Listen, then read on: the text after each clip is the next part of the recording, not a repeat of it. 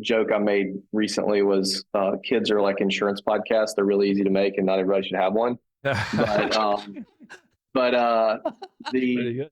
That was real good. the biggest advice I can give anyone is don't stop. Yeah. Like with podcasting, the biggest metric to success is volume, consistency, and not stopping. Yeah. There's so many like if you do 50 episodes, you're in the top 1% of podcasts on Apple. Whoa.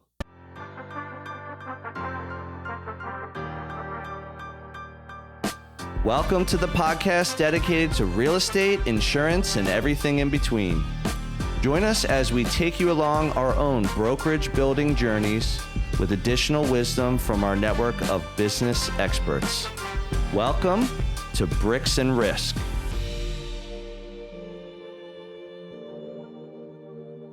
Hey everyone, welcome to another episode of Bricks and Risk. I'm Tim Garrity. And I'm Sean Mooney. And today, Sean, we have a great guest on, Bradley Flowers from Portal Insurance out of Mobile, Alabama. How you doing today, Bradley? I'm great, guys. Thank you for having me. Thanks for coming on. Did I pronounce that right, by the way? You did. You Awesome. did. It's got about a 60% hit ratio outside of Alabama. About 60% of the people get it right. The rest of them say mobile or mobile. Oh, gotcha. Well, I appreciate that. So Bradley's insurance company, Portal Insurance, is nationally recognized. It's an 18-person independent agency they founded from less than scratch in 2019 after 8 years on the captive side. His company was also named the Agency for the Future by Safeco.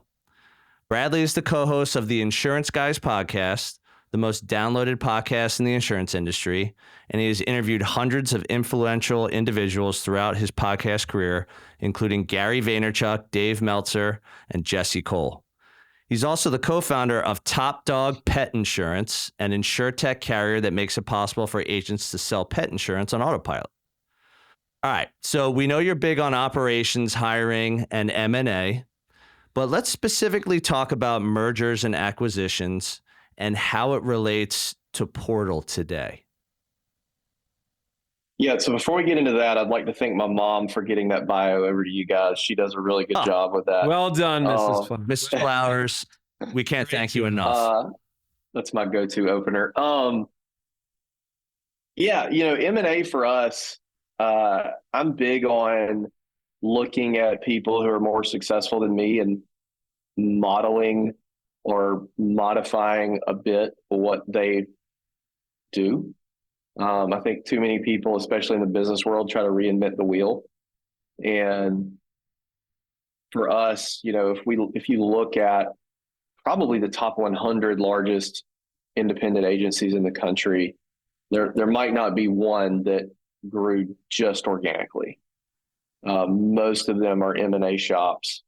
I'm sure somebody on Twitter is going to correct me on that and be like, no, what about this one? They're number 99. But generally speaking, that's how those guys got so big. And, independent agencies, not speaking ill of independent agencies or anything like that, but one of our detriments is we are independent. We can do it any way we want to. And because of that, you get a lot of crazy models out there. You get a lot of crazy agency structures. You get a lot of, we just bought an agency recently that, was the equivalent, their operations was the equivalent of throwing spaghetti up against the wall and seeing what stuck. Mm-hmm. And so you get a lot of just like wonky structures and business practices, and sometimes they don't have any processes. And so if we can, acquire, or you can acquire one of those agencies and you have a standard that works and take their customers, their people, and plug them into your system, you create spread and arbitrage opportunities and things like that. So our model, a lot of the larger P&C shops that are roll-up M&A shops, their model is to just acquire so many agencies, get so big that eventually you're going to get so big, you're going to grow organically just because you're so big. Mm-hmm. You know what I mean? Yes. And so our model has always been, hey, we're really good at organic growth. If we can also add some acquisitions to that, we can get the best of both worlds and then grow really, really fast. Because what you don't want is you don't want to be an agency that can only grow by M&A. But I also think you don't want to be an agency that can only grow organically. Not that I think there's anything wrong with either one of those. Both can be very expensive if by themselves. But our thing is like, hey, let's buy agencies. Let's still grow organically, but let's buy agencies. There's great people inside of all those agencies. There's great customers. Let's plug them into our system, make them more profitable, and make ultimately everybody else in the company more money. So that might have been a longer answer than what you were expecting, but That's fantastic. And that was always the plan. This isn't something that came out of nowhere. I know there's probably people listening to this that have listened to some other stuff that are like, all of a sudden this guy's talking about M&A, but I don't talk about stuff that I don't do. Yeah. Like if you look at my content prior to 2019, I never talked about hiring or managing people. That's because I didn't hire or manage people. Yeah. And so that's my thing. And I have this weird thing in my personality that if something's going on in my world, I can't help but talk about it. Well, you also, like if you go to dinner with me, you're going to know every single problem I'm dealing with. So that's great. We got to go to dinner. And every single good thing. But you did also say it took you with this acquisition that went through is like 2 years of looking at agencies, looking at P&Ls, doing your homework. So maybe you weren't doing the deals, but you were certainly doing the homework to get comfortable with doing a deal. Your co-host is going to like this. It's just like commercial real estate. The best way to get into commercial real estate is start looking at deals. Would you disagree? No, commercial is all about deals. I mean, residential is a little bit different. That's more my focus, but we do development and commercial deals and development. It's all about the deal. Yeah. And you look at enough of them, you start spotting trends and start knowing what to look for. Yep. I was having a conversation with a founder of an insurtech an hour ago about investing in tech companies. And I was like, I've looked at enough and I've done enough and I've turned down enough that I've been able to spot trends in companies that I've turned down investing in that maybe weren't the reason that I turned it down, but here's a commonality. I know now we need to look for that thing. You know what I mean?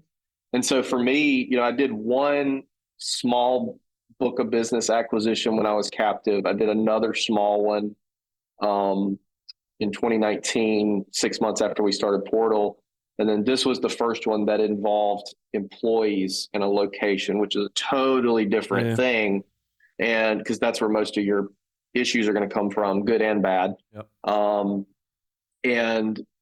But I probably looked at 50 deals in the last 2 years. And since we purchased that one, I have an outstanding LOI right now on another one that I'm waiting to hear back from. So we're moving fast. Wow. That's awesome. Part of the reason we wanted to do a big one, and we sought out 2 years ago to do a big one, was because we wanted to get our processes down, for that when we really pushed to get some, we knew exactly what we were doing. We knew exactly what we were getting into. Hey, this is how you do this, this, this, this. And even now we're 2 months into this one from close date. We're so much more prepared for the next one. Oh yeah. You know what I mean? It's like when you sell an insurance policy or you sell a house, like you use the lessons from that first one on the next one, and you're seeing the same thing over and over. And eventually you can predict what issues are going to come up. You can predict what problems are going to come up. You can predict what things you're going to have to do. You know what mistakes you made, so you can do it differently and all that jazz. So, all right, here's a question. So you talked about, the M&A side of growth and why you're doing that. And you also talked about organic growth. Let's focus on growth. So like you're doing these things, obviously to have a bigger company, more successful, more systems, more processes. Like what's the goal with growth? Like what are you trying to do with Portal? That is we're limited here to 45 minutes. That's a loaded question. That's why I asked it. Our goal is just, I don't really have a number in my head. I look at, like, there's a list that comes out every year of like the largest agencies in Alabama.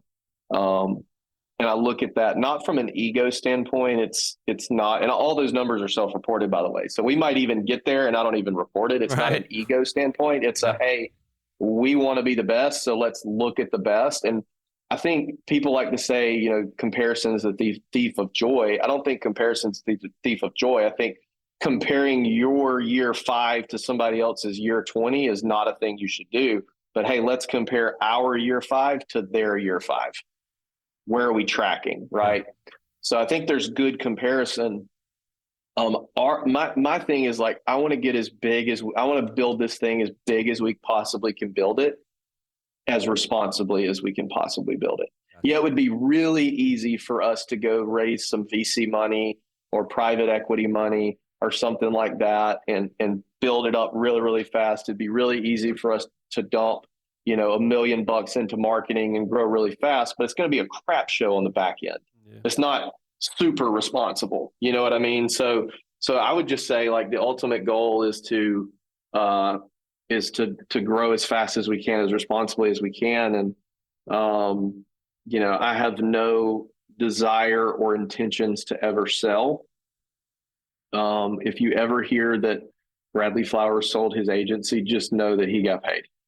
I would hope so. And the reason I say that is I love what I do so much that it would take a lot to pull me away from here. That's really cool. Like man. I don't really understand agents that sell at a young age to some degree from a broad sense, right? Like I have friends who've sold, like I understand their situation, but in a broad sense, I'm like, why wouldn't you just pay somebody $200,000 a year to be like, hey, don't call me unless you have a $50,000 problem? Yeah. Yep. You know what I mean? Yeah. Like why, if it's cash flowing and it's going well, why not? You know what I mean? Yeah. And that's sort of how I run my agency. I mean, so I had a guy I was talking to earlier today, with that same InsurTech, and he was like, well, how many times on an auto policy when you're writing it do you see? And I was like, do you know how many policies I've written in the last 2 years? He was like, how many? I was like, 4. Mm-hmm. And that was probably because it was a Monday holiday and I was the only person working. I run my agency more like a holdco than I do an agency owner who's in the day to day. So we're already sort of set up like that. So yeah, I love running a business at a high level. Let me switch gears here, Bradley. I don't know if somebody gave me $50 million tomorrow. I don't know what I would do. I'd probably wait 2 years and start another agency. I know you'd be playing. If I'm going to do that, I might as well just keep doing this, you know? I know you'd be playing a lot more golf. I know that. I don't know, man. I don't know. I was talking to a buddy earlier. I play VR golf every night for 20 minutes. There you go. If anybody wants to play me in VR golf at 7 o'clock on a Friday, on any night, just send me your Cash App and we'll go at it. Let's go. So I play VR golf every night, and that scratches the golf itch. We'll put the link up in the in the comments. There you go. Absolutely. Bradley, let me get into this a little bit. Yeah. Insurance Twitter. What was going on this week with Insurance Twitter? It was like a battle royale. It was like Hulk Hogan style, back in 85. It was like Lamparelli's on the top turnbuckle, and then he calls in Bradley from like the runway, and he comes in, slides in with a chair, starts banging out doink, doink, doink on these guys. Did any of them look like the Ultimate Warrior? I think there was a Macho Man, Ultimate Warrior. Ultimate Warrior was the man.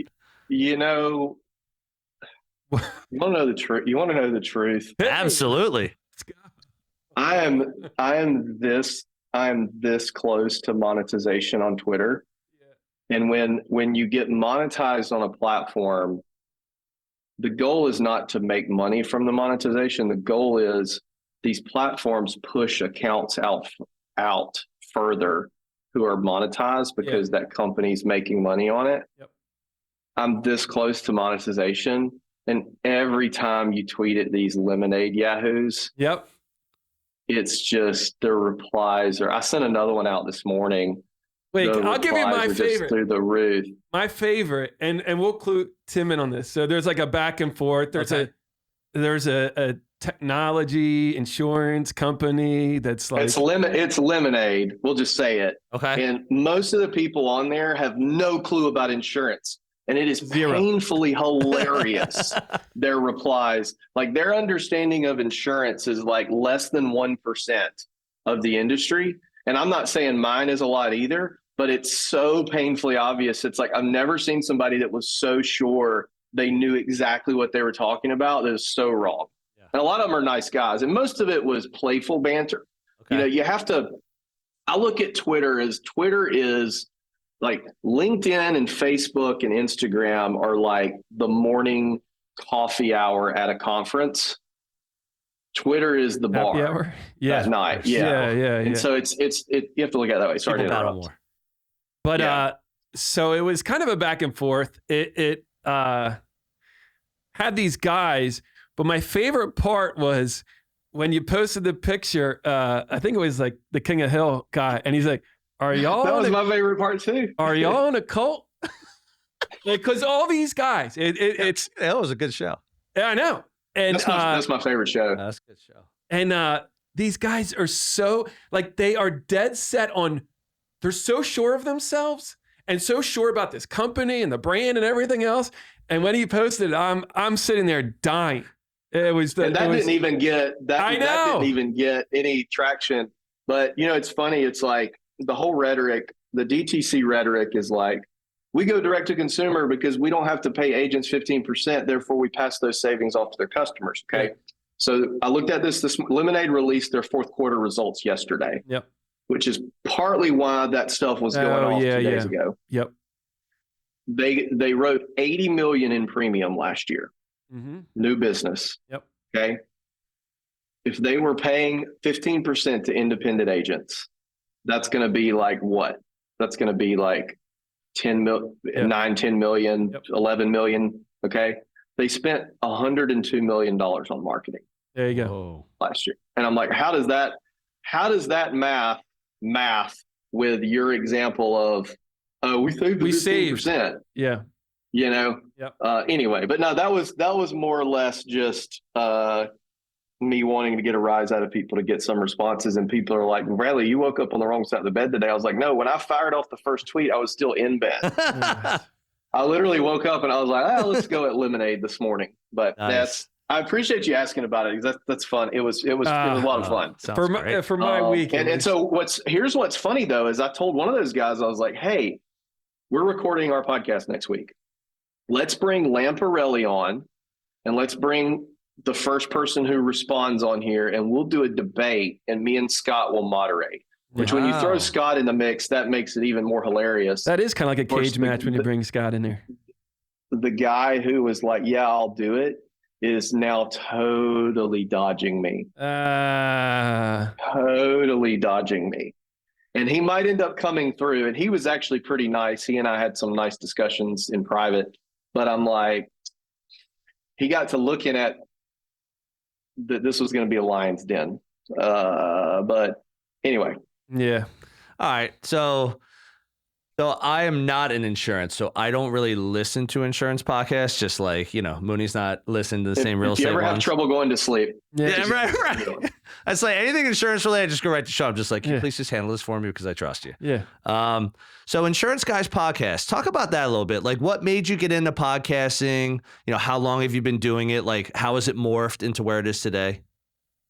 Yeah. So I've always been sort of like a social media guy, like whatever vertical I was in, I always was an early adopter and had a little bit of success. And I was at a captive company for 6.5 years and always try to go where nobody else is, and in 2013, all of my competitors and counterparts were doing billboards and radio and TV and newspapers. And nobody was doing social media. Coincidentally, the company I worked for had no compliance around social media, which is funny to think about in 2024 timeframe. So I started posting on social heavy and got, good results on each platform in terms of just like generating business results. And podcasting was sort of the one thing that I hadn't done. And it was back then, it was not easy to do a podcast. Yeah. And, you had to do it on Skype if you were remote, which, by the way, like, nobody fumbled the ball harder than Skype did. Skype had a 17-year lead and 2020 hit, and what Skype, a huge name that just means nothing now. Straight up dropped the ball in the end zone, but that's neither here nor there. But so Scott was an insurance agent in northern Alabama, 6 hours north of me. He was vacationing down here. I'm not far from the beach. And he came by and he was like, hey, let's do like a little video on camera. We just talk about insurance. I was like, all right, cool. Wait, now everybody you didn't think that was weird? Like some guy was like, I was excited because now, knowing his personality, I probably should have been concerned. But now people don't realize that podcast Scott is toned down. Oh, geez. Yeah. In person Scott is like up here. But anyway, he regularly sends me videos of himself shirtless, like chopping wood in his backyard. But he back, now, like, I can walk out here and in 10 seconds find somebody to like do content with me. Back then it was like taboo. Like nobody wanted to like do content, like collaborations and stuff. And that's why I almost never turned down a podcast request, because I remember, 10 years ago, I was like, man, I wish somebody would have me on their podcast. So anyway, we did this thing. Yeah, absolutely. We did this thing and we got done and he was like, man, we should do a podcast. And I was like, well, that's like the one social avenue I have not done. So I was like, if you pay for it, I'll do it. So we were trying to decide what to do, and we looked at maybe consumer facing, but that's boring. No consumer wants to listen to an insurance podcast. Yep. And so we decided to do an industry facing podcast. So for us, the avenue was we wanted to interview people that we wanted to connect with. Like if you look at like the first 20 guests, they're very strategic. They're people that we wanted to be connected with. Yep. If you reach out to say, an influential person and you say, hey, I would like to do a 30-minute phone call with you to pick your brain. They may or may not say yes. Mm-hmm. But if you say, hey, I want to interview you on my podcast and give you a platform, they're almost always going to say yes, especially in 2017. That's a really good point. 2017. Yeah. So we were just, it was literally selfish. Back then we didn't do Zoom or Skype or anything. It was a phone call. So I literally would plug my cell phone into a device that ran it in the studio. Damn. I got their phone numbers. There you go. So that was how we started. And then from there, you interview hitters and people are going to listen. And so it just sort of took off from there. We hit, 20,000 downloads a month very quickly. Sure. We're approaching 1 million all time. We should hit 1 million all time in like the next month. For me, it's less than 2% of what I do. I'm a real agency owner. It runs multiple businesses. So is Scott. And, I think that realness is what makes people listen and tune in. And it's definitely not boring. Even though I joke that it is. If something ever happens to Scott, it will be boring because I'm the boring one. But yeah, that's it.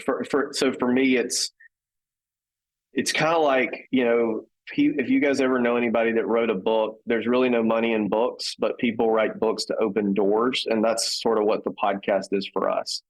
I have the CEO of a carrier that's flying in and coming to my office to meet with my team next week, simply because I'm Bradley from the Insurance Guys podcast. Like if I was not that, he wouldn't be coming, So that for me, it's a mechanism, and we make money from it. That's a plus. But for me, it's a mechanism that benefits my company and ultimately my employees and customers and everything like that.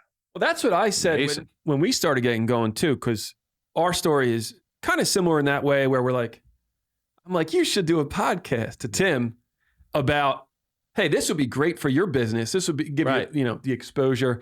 And he's like, well, why don't we do it together? And that's kind of like like I've been like a guest on a few, and then more or less just trying to get a platform. Like I reached out to a few podcasts that I was listening to because I would listen to their guests and I'd be like, yo, I got a good story. Start a business from scratch here in Philly. And then we'd vibe, and then Next thing I know, I'm being interviewed, and then I'm listening to all their podcasts. And then when Sean and I were talking last year, and he said you should do it, I was like, correction, we should do it. And there you go. And here we are, man. I love the name. I understand the name now. Oh, yeah, there you go.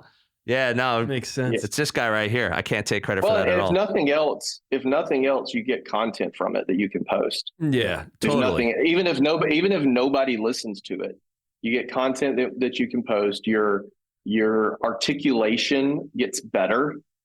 Like if you look at Joe Rogan, like Joe Rogan makes it look so easy. Joe Rogan is a phenomenal articulator, question asker, Yep. and that sort of thing, and can make anything interesting. And it improves your day-to-day life and the situations you deal with in business and all that sort of stuff. You know, the biggest advice I give anybody, it seems now like everybody's starting a podcast. Yeah.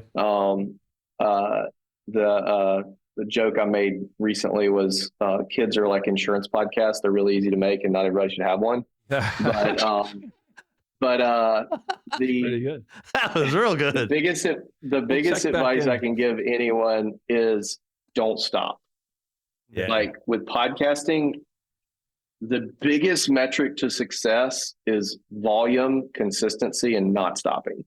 Yeah. There's so many like if you do 50 episodes, you're in the top 1% of podcasts on Apple. Whoa. 50? That's it? I saw that. I was looking at this the other day. I was like, oh, check out this, because I wanted to share with you. And I was like, oh, check out this podcast. And I was like, wait, what happened to it? Like it stopped like 2 years ago. Like you'd get into one and be like, wait, where, like, yeah. And then I started looking at a couple more. And I'm like, man, good thing like, we're already 20 deep. Yeah. Good thing we've already eclipsed that halfway. You got to put your head down. Yep. And you just got to say, hey, we're gonna do this. We're gonna commit to doing this. And you know, there was another insurance podcast that I sort of helped get started, and the guy reached out to me. He was a month in, and he was freaking out because he only got 200 downloads. Yeah. And I gave him, for all of you listening, most podcast platforms, they don't give you subscribers. They don't give you any metrics other than downloads. Yeah. And a download can be multiple listens. It can be no listens, right? Yeah. And so he was freaking out. And I gave him all my like usual advice, like, hey, if I put 200 people in this room, that'd be a lot of people, you know, all that kind of stuff. And he just wasn't having it. I was like, hang on a second. So I log into Libsyn and I'll pull up our first month. Yeah. And I was like, do you know how many people downloaded the first month? And he said, I don't know, like 1,000. And I said, it was 8.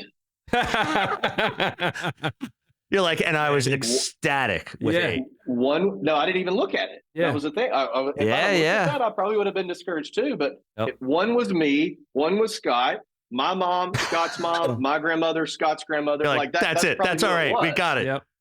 You know, and so it's like, dude, just if you're doing it to get the downloads, you're doing it for the wrong reason. Yep. Well, Great advice. Great advice. Bottom line, especially now with the market being so saturated. Yeah, it's a lot of noise. In podcast, everybody's doing a podcast, and then you have other people who are doing a podcast, but they're really just doing it to get content. It's not an actual podcast. So it's just, we're inundated with that. But that's my advice, man. Appreciate it. Is just make it good and do it as long as you can. We can't promise that it'll be good. We'll promise that we'll keep doing it though. It's going to be banging. And you got to be yourself too. Yeah. Like I'm working on a presentation that I'm going to give whenever I speak again, on just like being yourself on social media. Like I've got a buddy who literally live tweeted his colonoscopy. Oh my gosh. Ouch. And got like crazy engagement from it. Yeah. Not pictures, just words. Yeah. But just the sound, making it funny, like he was on a date. Yeah, just the sound. But you gotta be yourself online. Like you can't be a fake version of yourself. Like an example that I'm going to give. So I was recently on the cover of Independent Agent Magazine, which is a magazine that goes to basically every independent agency in the country. It was a very humbling thing it was really cool. And they asked me, it wasn't like I was trying to play, and I was actually completely shocked when they asked me to. I was the first person ever to be on that magazine that wasn't wearing a suit. And the tweet. Were you wearing khakis? I was not. No, I was wearing jeans. Nice. Jeans move. and a flannel. Love it. But the tweet that got the attention of the editor of the magazine that led to that happening, and he told me this, was a tweet that I tweeted that said, "Hey," it was just a funny tweet, and it said, "Hey, just so you know, when you buy a book of business and when you buy a Progressive insurance book of business, when the policies are sent into your system, Progressive calls that an initial dump." That was it. That was it. That sealed the deal. The initial dump. And he saw that and he was like, "This guy's real and hilarious." No. And he's talking about M&A. They were doing an article about M&A. Yeah. That's how that happened. The catch is, if you're an asshole in real life, you're going to be an asshole online, and people aren't going to want to deal with you. Very true. That's the catch. You've got to be yourself. Either one of those is better than being a fake version, but you've got to be real and you've got to show you. Otherwise, people are going to read right, especially now, and so many people are inundated with content and inundated everything. Everybody's trying to be a freaking influencer. Oh, so much right. Nice. So, yeah. Hey everyone, this is Tim, your favorite Bricks and Risk co-host. But don't tell Sean. I hope you're enjoying this episode, and I'll get right back to it in a moment. Our audience grows through word of mouth, so if you would please take a moment of your time and give us a review on the platform you're on, that would be fantastic. Please also help spread the B&R word by sharing your favorite episode with a friend. We greatly appreciate your time and trust. Now, back to the show. Got it. Well, really appreciate that. So here's another one for you. So you completed a soft launch of Mind Your Agency. So why did that seem like a good subsidiary business opportunity for you? What was it about that deal that made sense? Yeah. So most agencies don't have standard operating procedures. And then when you add to that, most agencies don't have a centralized hub where everything lives operationally, agency-wise, and that sort of thing. Mm-hmm. So when COVID hit, and if you go to work for like a big company, like a State Farm or a Goosehead or an Allstate, they have internal intranets. It's their own internal system. When you log in and you go to the home screen, everything you could want to know about the agency, from HR to processes, employee handbook, tech they use, resources, mental health stuff, all of that kind of jazz. They have it there. Well, a lot of independent agencies don't have that. And so when COVID hit, we worked from home for 2 months during COVID. I'm in Alabama, so we didn't have to work from home if we didn't want to, but we did. And so I needed a project. So I was like, why don't I start putting together this intranet? And so I started it, and then I quickly handed it off to my director of operations, Kenneth, who is like a whiz with this stuff. And so it's been I guess now 4-year process where we built this like awesome agency intranet. It's got everything on there.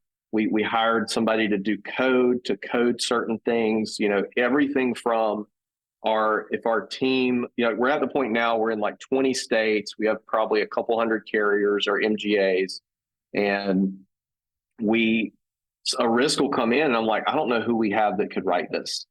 So we can literally go to the intranet, pick the state, pick the class of business, boom, here's all the carriers, here's their underwriting guidelines.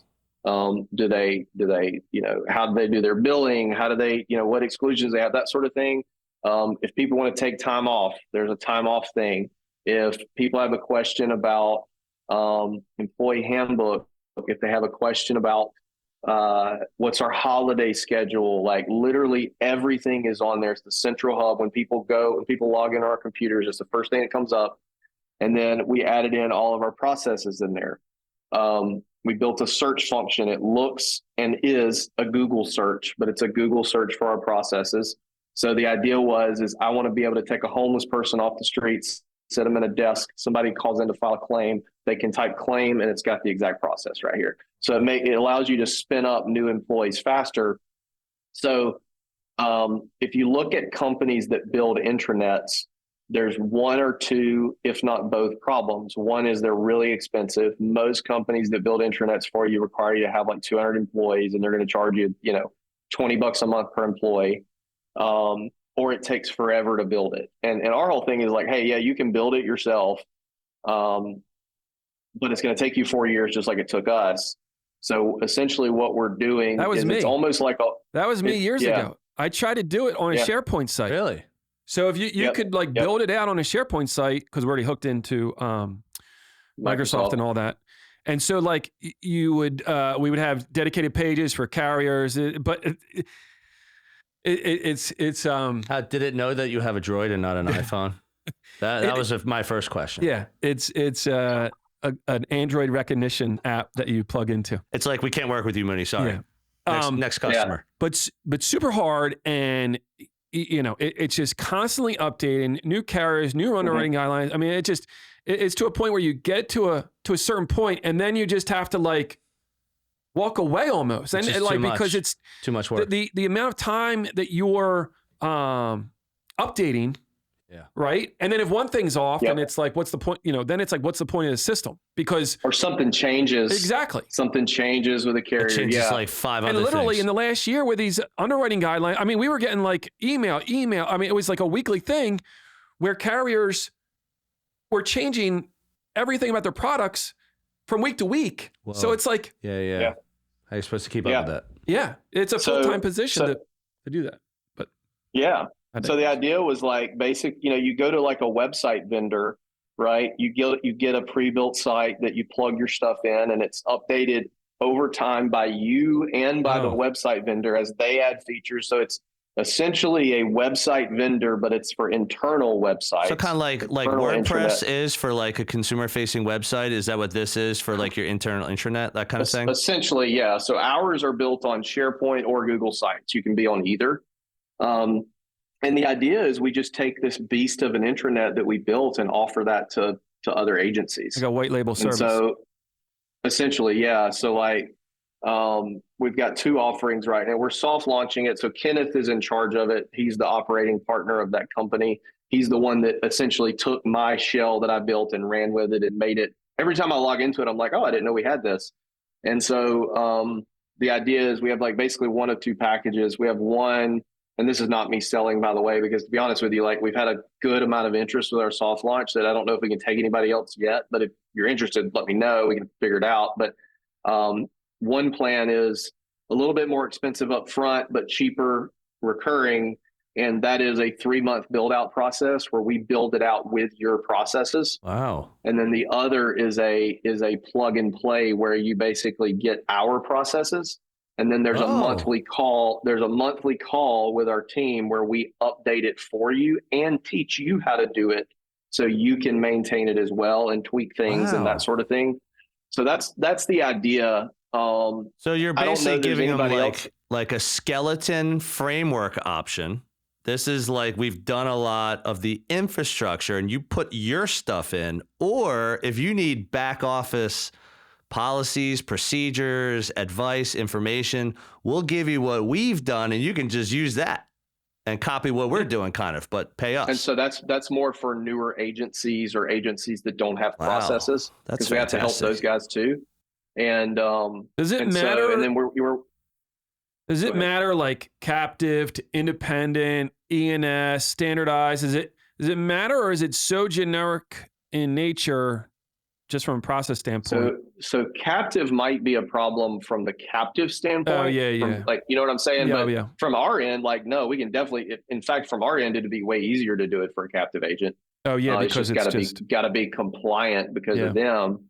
And then from E&S thing, I mean, I think it's more of an advantage for E&S people because we're heavy E&S. Yeah. You know what I mean? And then we're working on a deal with a payroll company where we're going to have payroll built in there too. So if like, you know, you're getting to the point where you're hiring people and you need a payroll company, we're going to offer that as well. Nice. So nice. Very cool. Yeah, it's a project. It's a project I'm excited about.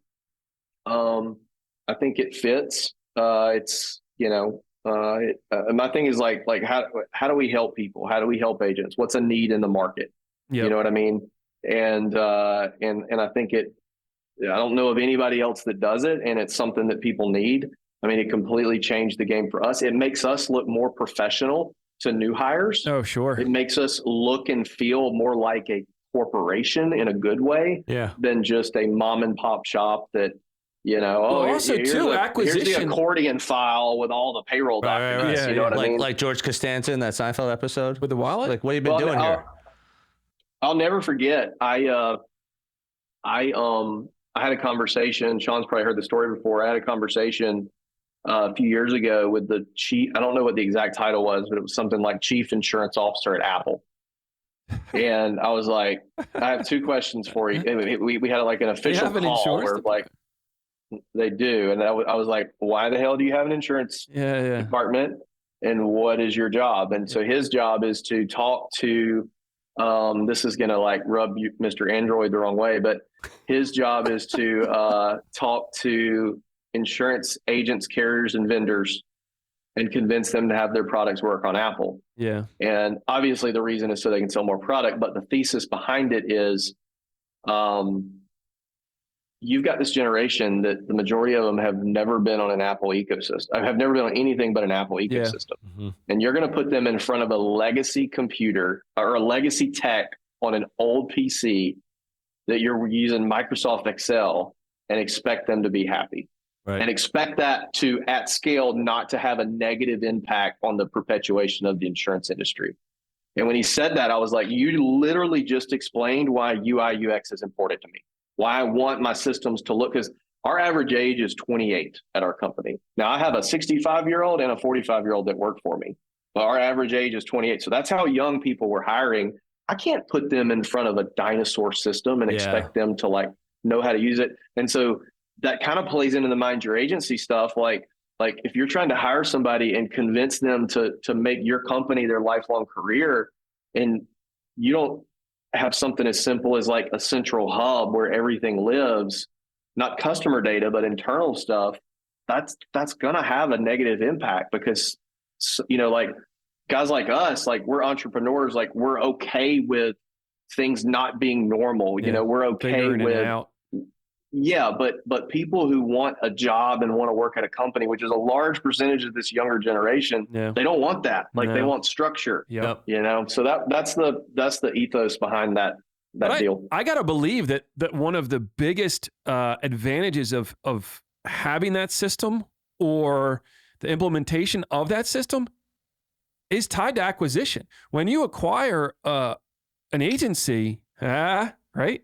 So you acquire an agency, it's like chocolate and vanilla. It's two different ways of doing business. Here it is. I mean, like now you just brought on 10 employees, right? So it's not that they have to like learn your systems or how did you do this? It's like, nope, right here. Just log in. So our biggest struggle right now with this acquisition we just did, we had 5 employees that came over. Our biggest struggle is getting them up to speed and getting them meshed in and used to the processes and that sort of thing. And it's been hard. I cannot imagine how much harder it would be if they didn't have a resource to research their question before they ask it. Well, it's taking time away from you. It's taking time away from, other team members that need to be doing their job that now are doing their job and that other person's job. Absolutely. Cool. Yeah. I got one more for you, Bradley. So absolutely. Your go-to quote that you gave us is success is like a slingshot. The further you get pulled back, the further you are propelled forward. Why does that one resonate with you? What made you put that down? So I'm going to tell you, it goes back to hiring younger people. Not that we're intentionally looking for just younger people. I would love some more gray hairs on my team. So don't sue me. But just because of the nature of us being a new company, like we wear skinny jeans, younger folks are attracted to us. I've run into some situations where I think a lot of kids go to college, man, and they expect to be making 150 out of the gate, and they expect their next job to be 160, and they expect their next job to be 200. And careers don't work that way. Like, you've got to be willing to take risks and sometimes take a step back to go forward. Yep. You know, careers are not linear. Life is not linear. You can't go from here to here to here to here to here. It's the people that always try to take a step up that end up getting stuck. And the person that took the risk that maybe took a step back in income, but because they saw an opportunity, are the ones that end up ahead of everybody else. So I think I've been looking for a college to let me give that speech, but I think it's just all about like setting expectations and being willing to take a risk for a better it's so easy to take the dead end job that's going to pay you, 20% above market rate, but guess what? You're not getting many raises. They're going to treat you like crap. You know what I mean? Yeah. And there may be good versions of that out there, but that's just something that's been heavy on my mind. And that's not to say like we underpay our people or anything like that at all. In fact, we overpay our people, not overpay for them, but overpay in terms of like industry to the market. Yeah. Yeah.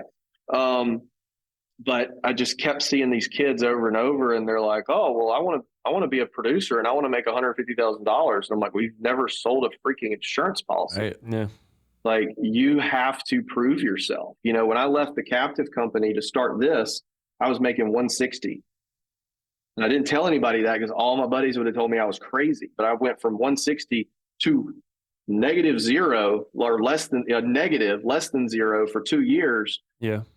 But was way happier and was then able to propel myself forward. So you just gotta, and then that quote also goes, and a buddy of mine, Chris May, actually said that to me, but that also goes into like, setbacks and stuff. Totally.